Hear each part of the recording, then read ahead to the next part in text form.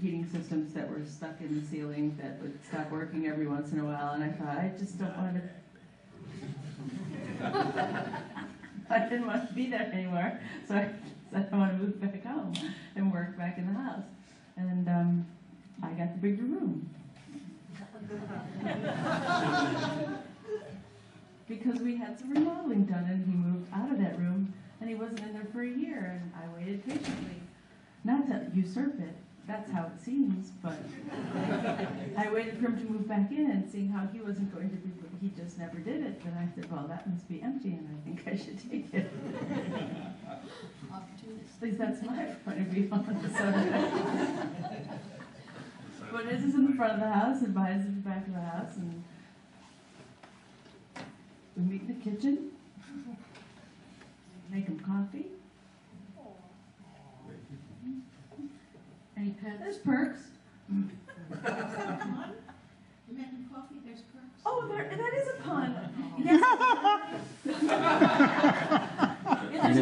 There's one old cat. He's actually the boss of the house, so.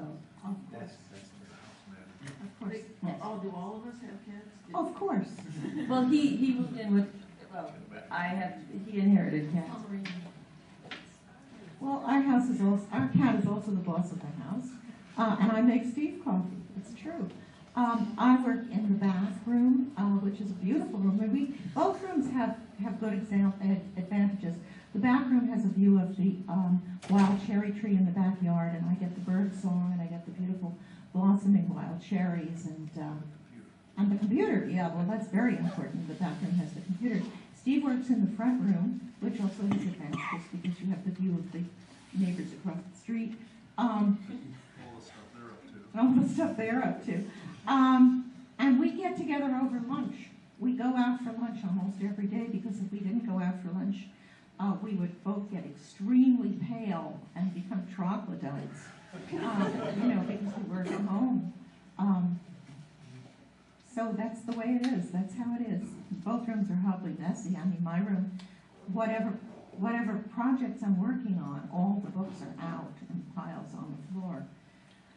And whatever Steve is working on, all of his stuff is out all over the place. So then when people come over, I automatically say the house is a mess, because it always is. I don't know if there's anything to add to that. That's pretty much it. The cat, did I say the cat? We actually have two cats, but one cat is psychotic and just likes me and thinks that anyone else who comes to the house is going to kill her and eat her. So she flees in panic whenever. So she hangs out in Steve's room. But other than that, that's pretty much the setup. Well, in order to explain this bi-coastal thing, I think I must cop to probably the basic reason for it is my weird relationship with Hollywood, which has existed from the very beginning. Yeah, if you have a relationship with Hollywood, it's got to be weird.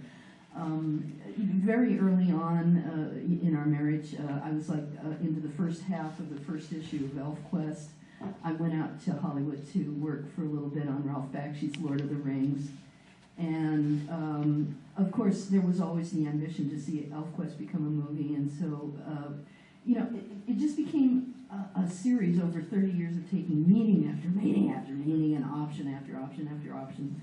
In '94, Ed Pressman optioned ElfQuest, and he was the guy that brought Conan the Barbarian to the screen. And we had real high hopes that Ed, with that track record, would be able to bring ElfQuest to the screen. So I moved out to work on storyboard and screenplay and all that, and so Richard really became the yo-yo. And he would come out and spend a couple, 3 weeks at wherever I was living at the time in the Los Angeles area, and then he would go back and take care of business, because he was still running Warp Graphics and publishing, and so we kept the business going back in New York, kept the house back in New York, and I lived in various places out here on the West Coast, and it's eventually evolved into a rather comfortable arrangement. He loves to travel. He loves to get in the car and just drive hundreds of miles to nowhere. So he doesn't mind the backing and forthing, and I tend to stay more out here. I go back a few times, but I've told him I've seen my last blizzard. I'm not gonna. A New York blizzard is nothing I want to see again. So I really think that has a lot to do with why we've been doing this back and forth for so long. But it keeps things interesting. Hello. It's for me. Just to answer a little bit more directly, though, we started out doing ElfQuest in a little tiny 2-bedroom apartment. The larger, well, there's always the kitchen sink if you're in an emergency situation. But and she had her drawing table and supplies all set up there, and it got very, very crowded. So the first opportunity that we had to buy a house, we bought a house, and this was in the late 70s. Was that Poughkeepsie? That was in Poughkeepsie, yes, because until then it had been apartments,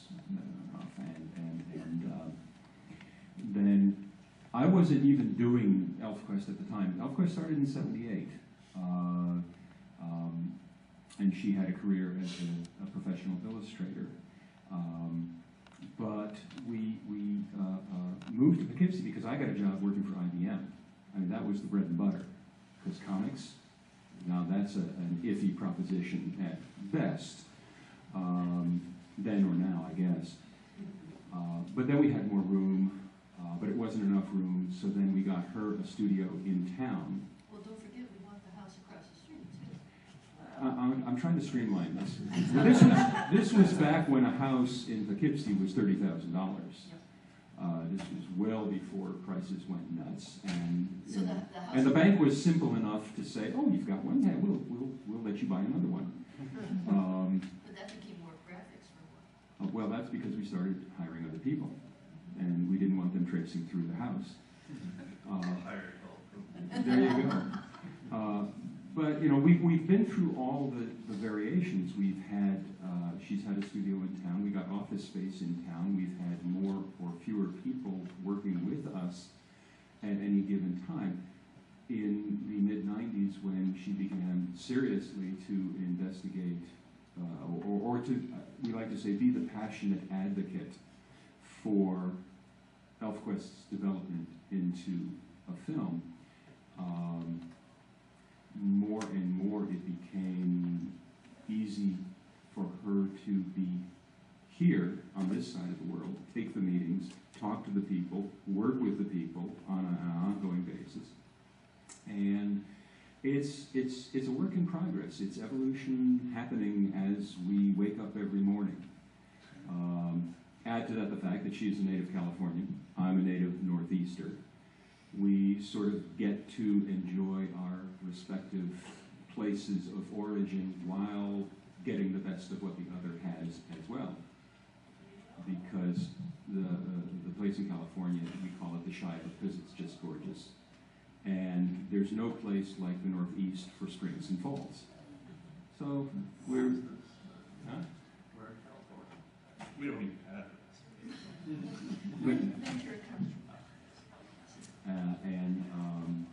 So if you'd asked us 10 or 20 or 30 years ago, what do you think you're going to be doing in 10 or 20, 30 years? We would never have guessed this, but you go with what you're given. Or what you create. Or what you create, even better. Okay, here's a question. What's the best part of being in a relationship with someone who's also in the comics business, and what's the worst part? They're the same thing. It's being in the comics.